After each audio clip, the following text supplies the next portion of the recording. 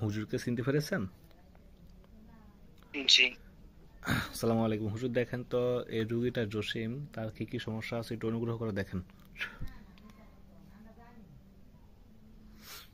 তাকে জাদু করা হয় প্রতিনিয়ত। ওই মেয়েটা, আপনারা বলছেন এটা একটা কাজ করে দিবেন, দায়িত্ব দিবেন, আপনারা নিতেছেন না। কি করা যায় একটু একটু আমাদেরকে পরামর্শ দেন।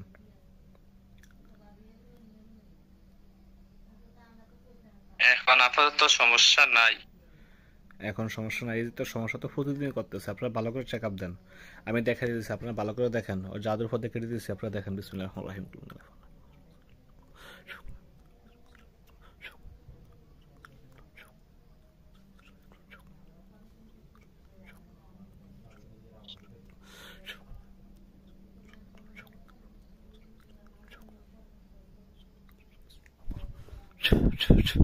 দেখেন জাদু পথে কেটে দিয়েছি।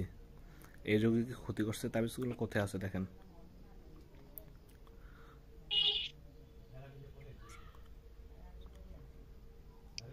এখন কোন তাবিজ দেখতে পাইতেছে না হুজুররা। কোনো সমস্যা নাই। আচ্ছা হুজুর, তার স্ত্রী না, দেখেন তো এখন দেখতে পারতেছে না।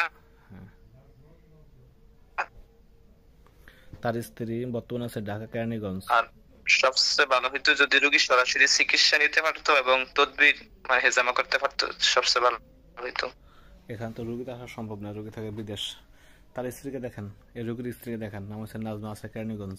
দেখেন, জি পেয়েছেন? জি চিনতে পেরেছেন? জি। তার কি কি সমস্যা আছে দেখেন। তার মাথায় কুফুরি আছে। তার তাবিজ কয়টা? একটা তাবিজ। আল্লাহ হুকুম কেটে দিন।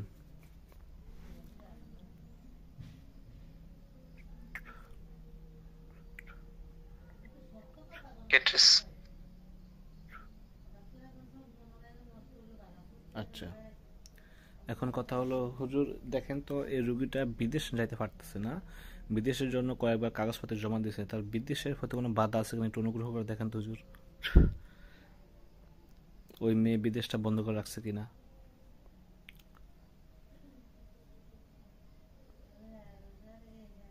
না, এমনিতে কোনো বাধা নাই। তো বিদেশটাই যে হইতেছে না কেন? এই যে আপনার ভিসা দেয়, ভিসা হইতেছে না, কারণটা কি? অন্য কোনো সমস্যা হতে পারে, এমনিতে তাবিজ টাবিজ নাই। আচ্ছা,